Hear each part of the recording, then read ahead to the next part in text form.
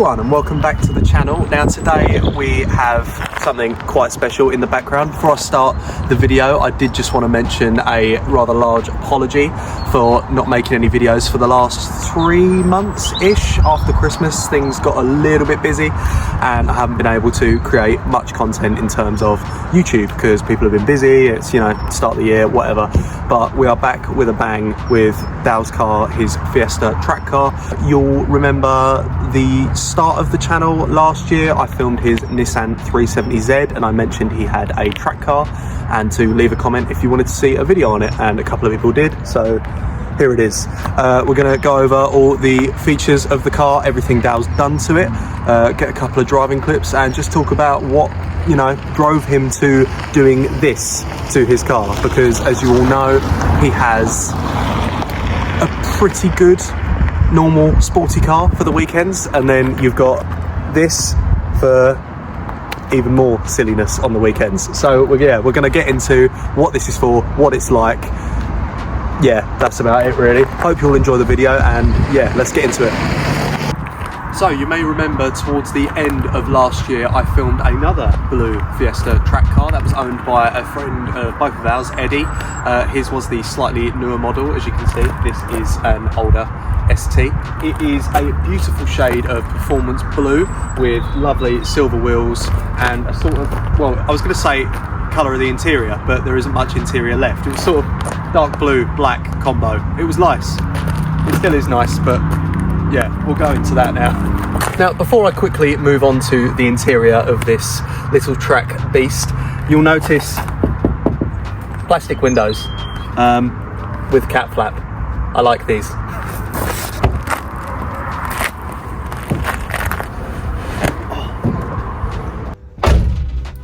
So normally at this point I would set my camera up in a lovely position and we would go over the interior on this car, but there is nowhere to set my camera up in here because I don't have a suction mount and there is nowhere to put the tripod, and two, there's not much interior to show.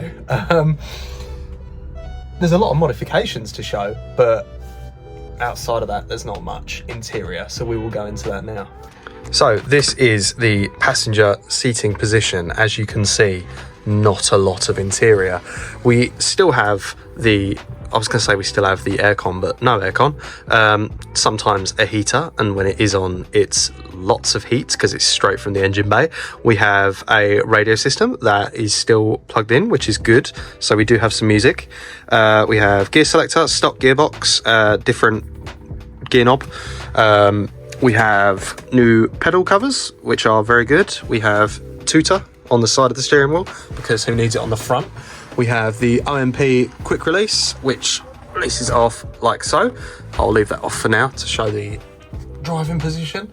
Obviously, you know, standard ST dials, blue plastic here. All the black pieces have been flocked, which looks very good, very nice and soft.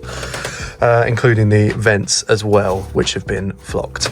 We have all the obvious weight reduction, roof, everything, one big tin can. We have these, bear with. Dal, what are your seats called? You don't know? They're seats.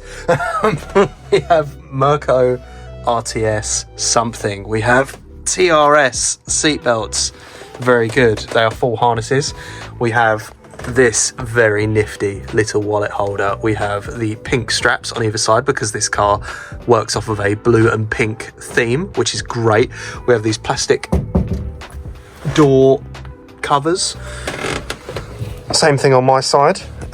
We have the fire extinguisher set up. It's a struggle to try and remember everything is done. You know, we've got sun strip, we have mention that. Full cage, well, not full cage, half cage. K-brace in the back as well. You can see the harnesses there attached. That's been sprayed white. You can see down the bottom, no boot at all, so plenty of storage there. I mean, you wouldn't want to put a suitcase in here because, you know, scaffolding, but it's pretty great. And the view out of that rear view mirror, full cage. You can see me there. Hello. I just love this thing. I think it is absolutely hilarious. I love this car. I love how loud it is. I love how rattly it is. And it just drives, well, I've never driven it actually, but from a passenger point of view, it is very fun. This whole car is, it feels like it's on rails. It's loud, it's bumpy, it's got traction forever. There's no way this thing's slipping out anytime soon, especially when you get some heat in the tyres. I just love this car. I love how silly it is. And I also wanted to mention how clean it is. This, Dal will hate me for saying this because he seems to disagree every time I mention it, but this car is incredibly clean. It's done very well. The paint is looked after very well. He'll disagree with me there as well because of some stone chips, but it's very nice considering, you know, what it is. We'll pop the steering wheel back on now. If I can get it on. Okay, cut back. I got the steering wheel back on. Yeah, it's just a great thing. It's hilarious, very fun, nice and easy to get in and out of as well because no scaffolding down here, unlike Eddie's, the other Fiesta that I filmed. That was incredibly hard to get in because, you know, full cage there, full cage there. You've got people going past thinking I'm nuts for filming myself. They think I'm filming them, I'm not. Yeah, it's great in here. I love it. I'll stop rambling on now. We'll look at the outside of the car, but it's just great in here. Very, it's a bit like a very quick shopping trolley. I like it.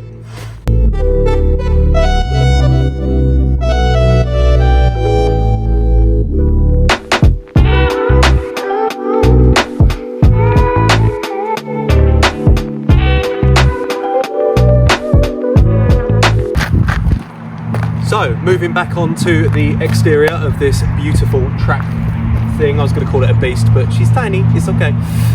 You've got the OZ Racing Superleggera wheels, the pink brake calipers down there to match the door pulls inside. As I was saying, a lovely colour combo. The blue and pink works really well. We have the Miltech 4:1 manifold and full Miltech exhaust system. As you can see, the tip down there looking very good. We've got boot latches, we've got removable number plate latch thing, wiper delete, spoiler that comes with the car. It's pretty much stock power, but you know, weight loss, a couple of Miltech bits, so it's probably, you know, maybe stock still or a little bit over, you never know. Weighs about a ton. The car's never been weighed, but you know, you can make guesses from what other people have done and, you know, things online. It's about a ton. The tyres are, what are the tyres? I haven't actually looked. NS2Rs. NS2Rs? Nankang, are they? Yes. Very good. I like these. Street compound. Sorry? Street compound. Street compound? There's 3 compounds there in the street ones. Oh, okay. Well, these are the street compound, whatever that means. Apparently there's 3. That's them. We have, what else have we got before I forget? I think that's it. We'll move over to the front now because we have other fun bits at the front. So, we have opened up the boot now. I wasn't originally going to do that because I didn't want to be a pain with undoing all the pins and everything, but Dal has very kindly done so. As you can see here, the half cage with the K-brace that I was talking about, sprayed in white, looking lovely. Everything is removed back here. Obviously, no spare wheel, no linings, no nothing. But yeah, it's airy. You could do a shop with this, I reckon. A few baguettes, a couple of cucumbers. Any long items you can think of. It's good. So here we have the front end, obviously pink again on the towing eye. We've got the bonnet pins, everything's, you know, very well looked after. The lights are slightly upgraded, right? We've got various holes cut out for obvious huge amounts of weight reduction and airflow. Little bits like the canards and the spoiler, not the spoiler, the splitter from various websites, eBay and other places and such. Under the bonnet, as I mentioned, pretty much fully stock, definitely stock power. We've got the intercooler looking rad sprayed silver for big power gains. Other than that, you know, sun strip, there's not much to mention on this car, and that's why I like it. It's sort of simple but mental at the same time. When you're going down the street in it, you tend to get the, oh, ST, oh, there's that sort of split second of, oh, what is that? It's normally the windows that does that. But yeah, it's an interesting car. We'll get the bonnet up to have a look, but as I said, not too much going on under there, but we'll have a look nevertheless. Right, so here we are under the bonnet. There's as I said, not much going on, but there is some bits going on here. We've got the power steering fluid relocation, because it's common for these to cook the power steering fluid when they're going hard on track, so everyone moves them to over here near the battery. We've got intake of unknown brand.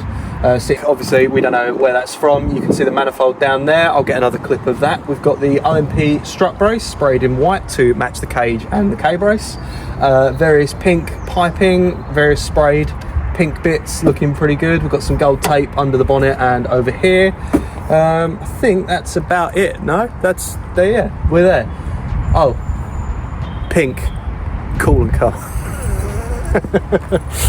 But yeah, just loads of pink, loads of white. Not any huge turbos or anything, but that's kind of the fun of this thing, is that even though it hasn't got big power, it weighs absolutely nothing, and that's kind of the point. She's sprightly. I think that's the perfect word, sprightly. But yeah, so there's the engine bay. Before the bonnet goes down, I just thought I'd quickly mention we're on stock discs, stock calipers, stock pads, but we have got the Gasgold coilovers. You can see the little adjuster there. They are very good. They're very firm, but obviously, you know, not too low. I like the look of this car. The fitment's great. The rear wheel fitment, Dale's had some issues with it in the past with, you know, rubbing and such, but we've finally got it to a point where it's looking lovely. And front fitment, obviously, good gap. You don't want to go too low for a track car, because obviously you're going to be bouncing around and you'll end up with big old scratch marks in your tyre, and you'll end up with, you know, problems. But we're at a point with this car, Dale's at a point I should say, where it's looking good and driving good, which is what we all want, isn't it? Do a quick little walk around here so you can get the full 360 of it. Looking lovely.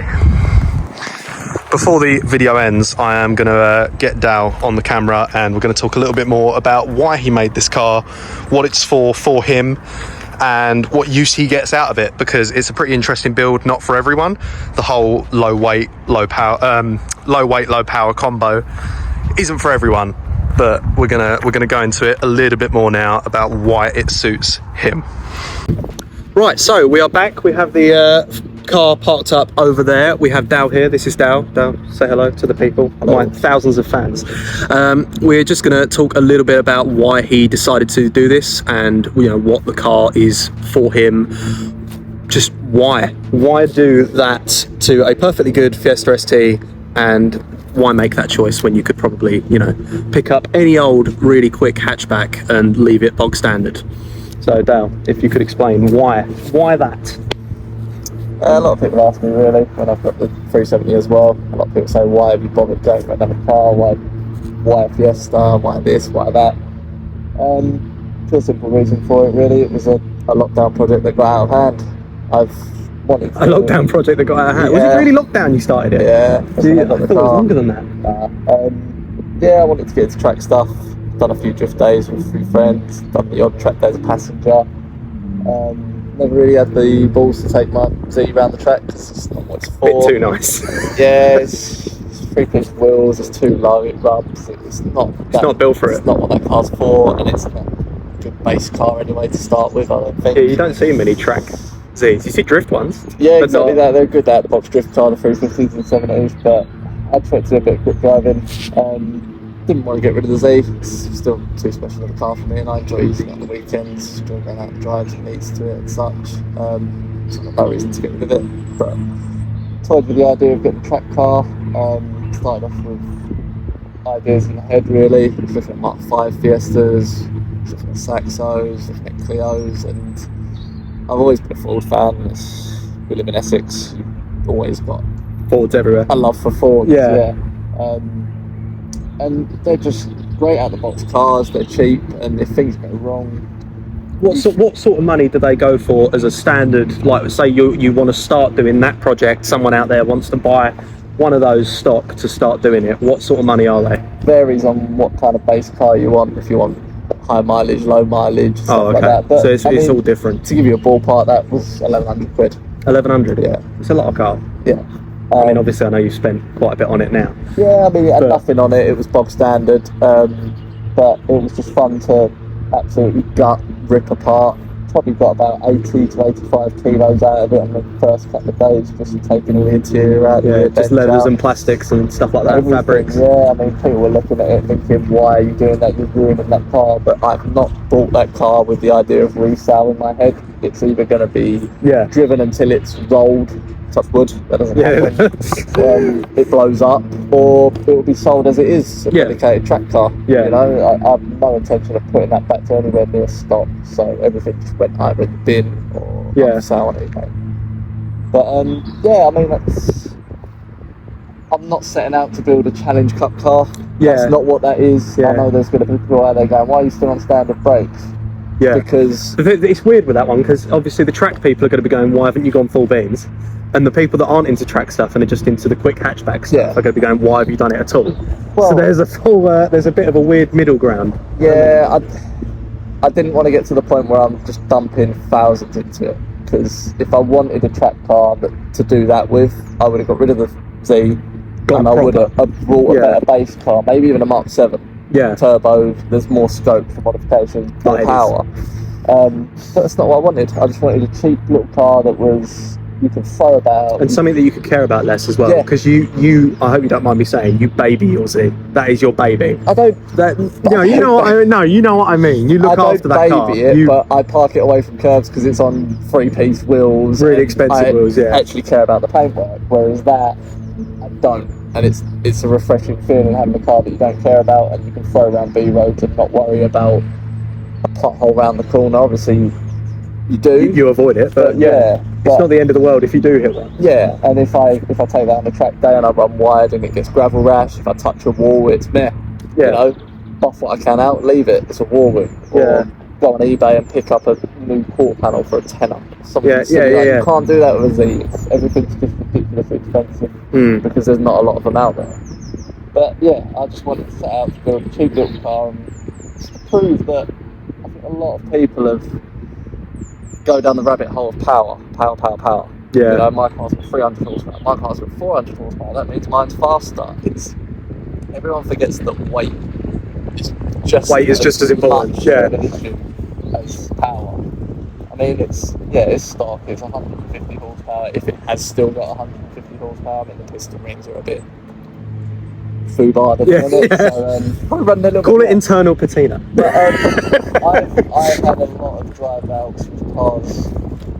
This is something we should mention actually. We're both in a car club called Petrol Union, and that car has been out on several drive outs with McLarens, Audi R8s, Ferraris, things like that. It's never going to keep with them on the straight, so I'm not even going to say, it keeps with McLarens, it doesn't. But on the twisties, Focus RS Mark 3s, A45 AMGs, they're all hot hatches with double the horsepower, 300, 340 horsepower. You have been right up the bumper with a few RSs, haven't you? On a B road, that would keep with them, because you don't need to brake where they need to brake. You carry so much more speed through the corner. Obviously, if you get to certain sections that have got a long straight, they can stretch the legs and build the gap up again. But then as soon as you're right back up to them. As soon as they're under braking, you just close that gap straight back up again. And that's what I love. People think is it turbo? But what's it running? And it's like, nothing. I took the rear seats out and carpet. It's on a decent set of coilovers, decent set of tyres. And whenever we do go out on them drives, everyone always, like when you get to a meet point and everyone gets out, everyone straight away, first question is, what's in that? Exactly. Straight away, what's in that? The answer is nothing, literally. I just wanted to set out to prove that, you don't need to be dumping 20, 30k into an E92 M3 to have a fun track car, albeit those are the pinnacle of good track cars in my opinion, but you don't need that kind of bank. You don't need it. You don't need that kind of bank to still have a bit of fun on tracks. It's not going to be the fastest thing out there, but for what it owes me, it don't need to be. I couldn't get much more enjoyment out of it. So that was the reasoning behind it, really. Cool. Right, we've waffled on for 7 or so minutes now, so we'll call it a day now. We're probably going to head out, get some driving clips. You all right with that? Yeah, sure. Yeah, cool. Right, we'll try and not die. I hope you all enjoyed the little sit-down chat and walking around the car.